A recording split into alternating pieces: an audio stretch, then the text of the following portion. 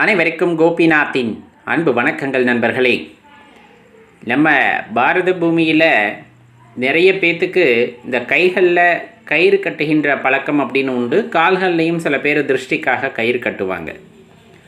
இந்த கைகளில் கயிறு கட்டுதல் அப்படிங்கிறது உளவியல் ரீதியாக நமக்குள்ள ஒரு மாற்றத்தை ஏற்படுத்துவதற்காக அப்படிங்கிறத தெளிவாக தெரிஞ்சுக்கணும். இப்போ ஒரு இடத்துக்கு தனியாக போகிறோம் அப்படின்னா கொஞ்சம் பயம் எப்படியுமே இருக்கும். துணைக்கு ஒரு ஆள் வருகிறார்கள் அப்படிங்கும்போது அது இன்னும் கொஞ்சம் தெம்பை கொடுக்கும். அதுபோல தான் இந்த கைகளில் கயிறு கட்டுகின்ற பழக்கமும் கூட. இந்த கைகளில் கயிறு கட்டுதல் அப்படிங்கிறது இந்த சிவப்பு கயிறு, மஞ்சள் கயிறு, கருப்பு கயிறு, அதே போல் பச்சை நிற கயிறு இப்போ அதிகபட்சமாக பயன்படுத்துகிறாங்க நிறைய பேர். அந்த கயிறுகளெல்லாம் கட்டுவது எதற்காக அப்படின்னா உளவியல் ரீதியாக நமக்குள்ள ஒரு நம்பிக்கையை ஏற்படுத்துவதற்கு, நமக்கு ஒரு பாதுகாப்பு வளையமானது உண்டாயிருக்கிறது, அது நம்மை காக்கும் அப்படிங்கிற அந்த தைரியமானது ஒரு மனிதனுக்குள்ளே எழுவதற்காக அதை செய்கிறார்கள். சில பேர் இயற்கையிலே ரொம்ப தைரியமானவர்களாக இருப்பாங்க. அவங்கெல்லாம் கூட இந்த கயிறு உங்களுக்கு தைரியத்தை கொடுத்துருமா அப்படின்னு கேட்கலாம். ஆனால் உண்மையாகவே ஏதேனும் ஒரு துணை இருந்தால் நாம் ஜெயித்து விடலாம், பக்கபலமாக இருந்தால் வென்று விடலாம் என்று இருக்கக்கூடிய நபர்கள் உண்டு. அவர்களுக்கெல்லாம் உளவியல் ரீதியாக இந்த கயிறு கட்டுதல் அப்படிங்கிறது பார்த்திங்க அப்படின்னா மிகப்பெரிய தைரியத்தை அவர்களுக்குள் உண்டாக்குகிறது. இது மருத்துவ ரீதியாக நீங்கள் எடுத்துக்கிட்டாலும் அவங்க இதற்கு ஒரு பெயர் சொல்லுவாங்க. இருந்தாலும் ஆன்மீக ரீதியாக இது நமக்கு பக்கபலமாக இருந்து நம்மை வெற்றியை நோக்கி அழைத்து செல்லும். இதில் இந்த கருப்பு கயிறு அப்படிங்கிறது பார்த்திங்க அப்படின்னா பெரும்பாலும் திருஷ்டிக்காக கட்டுவது. நிறைய நபர்கள் கருப்பு கயிறை கையில் கட்ட மாட்டாங்க. கருப்பு ஆகாது அப்படின்ட்டு சில பேர் கட்டுவதில்லை.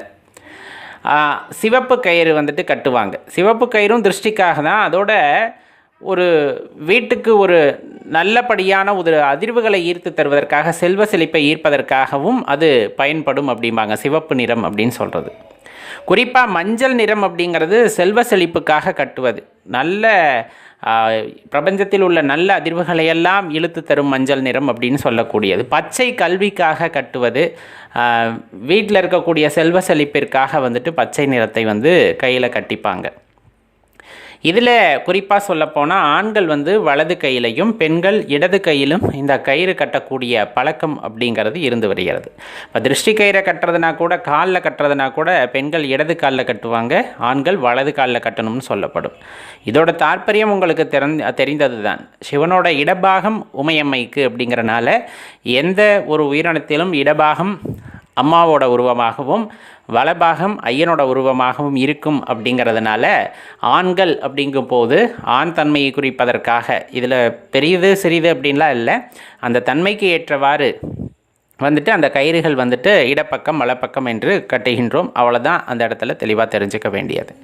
சரி, இதை எப்படி கட்டணும் அப்படிங்கிற முறையானது இருக்கிறது. இப்போ நம்ம கோவில்களுக்கு போகும்போது என்ன பண்ணுறோம் அப்படின்னா, கோவிலுக்கு போயிட்டு வரும்போது அந்த கயிறுகளை வாங்கி கொண்டு கட்டுறோம்.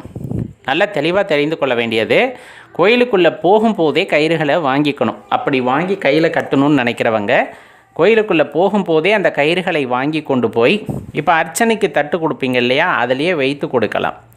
அதை இறைவனோட பாதத்தில் வைத்து கொடுப்பார்கள்.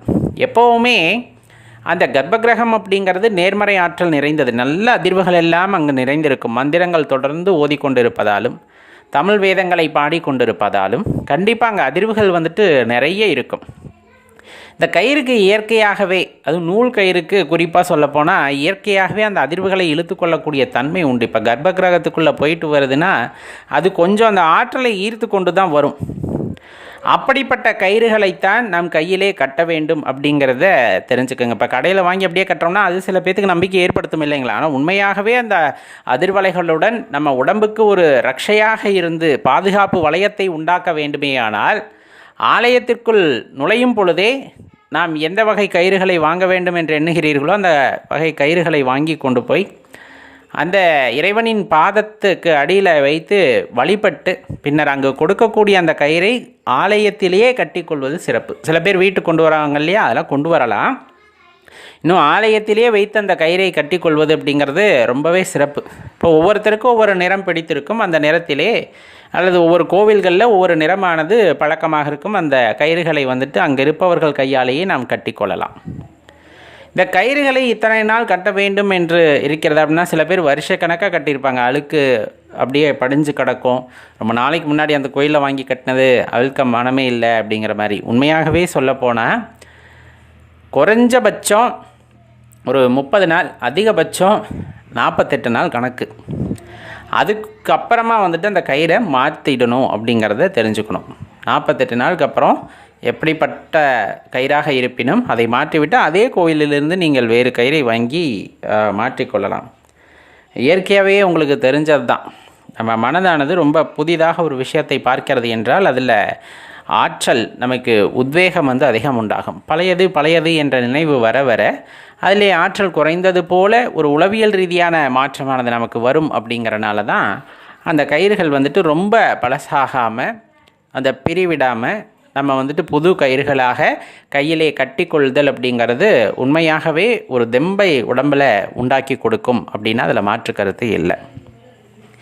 இப்போ நிறைய பேர் பயந்துருக்காங்க, கிராமங்கள்லாம் இந்த வழக்கம் உண்டு. பயந்துருக்காங்க அப்படின்னா ஊர் எல்லையில் இருக்கிற சாமி கோயிலுக்கு போய், கருப்பண்ண சாமி கோயில், முனியப்ப சுவாமி கோயில், இந்த மாதிரி ஆலயங்களுக்கு போய் மந்திரிச்சு கயிறு கட்டுவாங்க.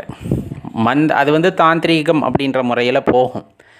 அந்த தாந்திரீக கயிறுகளை கோயிலுடன் கொடுத்த கயிறுகளுடன் கட்டலாமா அப்படிங்கிற ஒரு ஐயப்பாடும் எல்லாத்துக்குமே உண்டு. நல்லா தெரிந்து கொள்ள வேண்டிய விஷயம், எல்லாமே தெய்வாற்றல் தான் அப்படின்றதாலும் தாந்திரீக முறைப்படி நீங்கள் ஒரு கயிறுகளை கட்டுகிறீர்கள் அப்படின்னா தெளிவாக இருக்கணும். கோவில்களில் வாங்கி கட்டின கயிறுக்கு பக்கத்தில் அதை கட்ட வேண்டாம். அதை தனித்து கட்டுவது உத்தமம் அப்படிங்கிறத தெரிஞ்சுக்கணும்.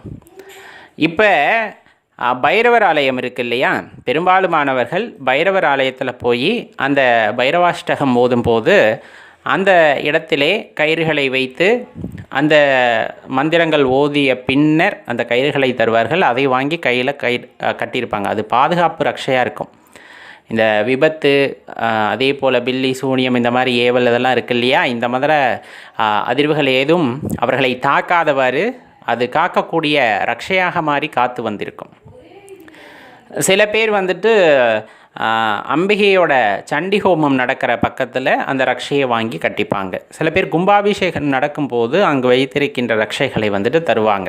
இந்த மாதிரி எங்கே வாங்கினாலும் சரி, வேத மந்திரங்கள் ஓதப்பட்ட இடத்திலோ, தமிழ் வேதங்கள் ஓதப்பட்ட இடத்திலோ நீங்கள் இருந்து அந்த கயிறுகளை வாங்கி வரும் பொழுது அது கண்டிப்பாக உங்கள் உள்ளத்திலும் சரி உடலிலும் சரி ஒரு பெரிய உணர்வில் ஒரு பெரிய மாற்றத்தை உண்டாக்கும், ஒரு தைரியத்தை உண்டாக்கும். உளவியல் ரீதியாக அதை தெரிந்து கொள்ள வேண்டும்.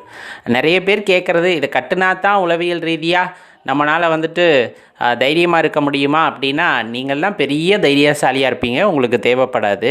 ஆனால் எல்லோருமே அப்படி இருப்பதில்லை. உலகத்தில் ஒவ்வொரு ஜீவன்களுக்கென்று ஒவ்வொரு குணாதிசயம் உண்டு. மனிதர்களுக்கே ஒரே போல குணம் இருப்பது இல்லை.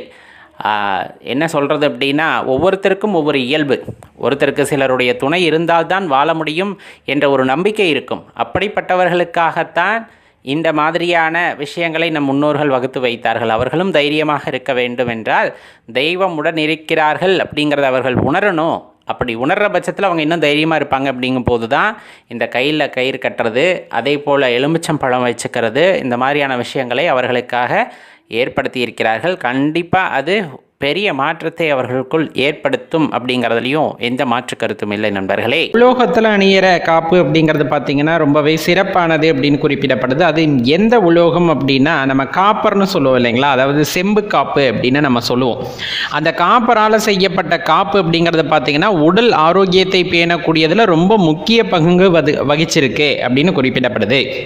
பெரும்பாலும் உடலில் பார்த்தீங்கன்னா எல்லா சத்துமே கட்டாயமாக இருக்கணும் அப்படிம்பாங்க. தாமிர சத்து இருக்கணும், இரும்பு சத்து இருக்கணும், எல்லாமே போதுமான அளவுக்கு இருக்கணும் அப்படின்னு குறிப்பிடப்படுது. ஒன்று மிகையானாலும் சரி குறையானாலும் சரி அது நமக்கு ஏதோ ஒரு விதத்தில் பாதிப்பை ஏற்படுத்தும். அந்த வகையில் பார்த்தீங்கன்னா இப்போ அந்த தாமிரத்தன்மை அப்படிங்கிறது நம்ம உடலில் கம்மியாகுது. அப்படிங்கும் போது நம்ம சருமத்தில் தோலில் சுருக்கங்கள் ஏற்படும் அப்படிங்கிறது, ரத்த ஓட்டத்தில் பாதிப்பு ஏற்படலாம் அப்படிங்கிறாங்க. சில பேர்த்துக்கு இந்த மூட்டு வலி வருது அப்படிங்கிறாங்கல்ல, அவங்களுக்கெல்லாம் இதுதான் பிரச்சனை. மூட்டுகளில் வீக்கம் ஏற்படுறது, இந்த மாதிரி எல்லாம் பிரச்சனைகள் உண்டாகும் அப்படின்னு குறிப்பிடப்படுது.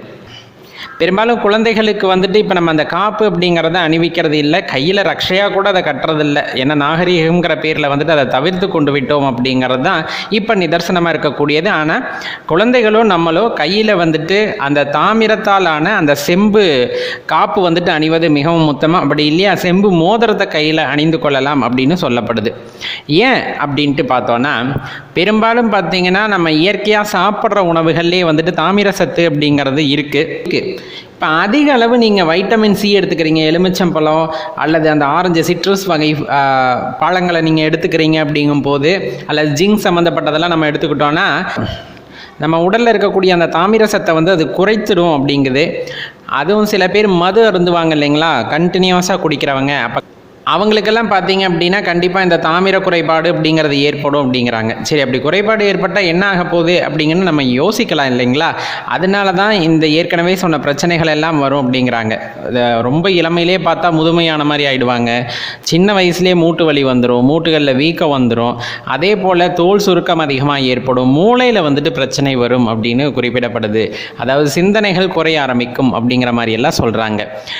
சரி, இப்போ இதை ஏன் கையில் அணிய சொல்கிறாங்க அப்படின்னா, இயற்கையான உணவில் வந்துட்டு தாமிரம் கிடைச்சிருது அப்படின்னு ஒரு வகையில் எடுத்துக்கிட்டாலும், நம்ம உடம்புல இருக்க தோல் இருக்குது இல்லைங்களா, இதை வந்து தாமிரத்தை அதிகமாக உறிஞ்சக்கூடிய தன்மை உண்டு அப்படின்னு சொல்கிறாங்க. அப்படி இருக்கும்போது நம்ம கையில் வந்து தாமிர காப்போ தாமிர மோதிரமோ வந்துட்டு அணிகிறோம் அப்படின்னா, இயற்கையான உணவுகள்லேருந்து நமக்கு வந்து தாமிரம் கிடைக்காத பொழுது, அதன் தேவை அதிகமாக இருக்கும் பொழுது நேரடியாக அந்த தாமிர காப்புகளிலிருந்து அந்த சக்தியானது உடல் கிரகித்து கொள்ளும் அப்படின்னு குறிப்பிடப்படுது. அதனால் பார்த்திங்கன்னா நம்மளுக்கு இந்த தேய்மானம் வராது, மூட்டு வீக்கம் வராது அப்படின்லாம் சொல்லப்படுது. அதனால் குழந்தைகளோ நம்மளோ கண்டிப்பாக வந்துட்டு அந்த செம்பு நாளான காப்பை வந்துட்டு போட்டுக்கிறது நல்லது. இப்போ இந்த காப்பு போட்டுட்டிங்கன்னா முக்கால்வாசி ஒரு 90% பக்கம் பார்த்திங்கன்னா பாக்டீரியா பாதிப்புனால் வந்துட்டு இவங்க பாதிக்கப்பட மாட்டாங்க அப்படின்னு குறிப்பாக சொல்கிறாங்க. இந்த செம்பு காப்பு அல்லது செம்பு மோதிரத்தை பயன்படுத்துறது மூலமாக உடலில் வந்துட்டு வெள்ளையணுக்கள் வந்துட்டு அதிகமாகும் அப்படிங்கிற மாதிரி குறிப்பிடப்படுது. இவ்வளவு சிறப்பான விஷயம் எது இந்த தாமிர காப்பு அணியறது அப்படிங்கிறது. இது நம்ம முன்னோர்கள்கிட்ட எல்லாம் இருந்தது. நம்ம தாத்தா பாட்டி எல்லாருமே வந்துட்டு ஒன்று மோதிரமாக போட்டிருந்தாங்க, அப்படி இல்லை அப்படிங்கும்போது காப்பாக அணிந்திருந்தாங்க. ஆனால் இன்றைக்கி அந்த கலாச்சாரம் அப்படிங்கிறது கொஞ்சம் கொஞ்சமாக சிதைந்து விட்டது.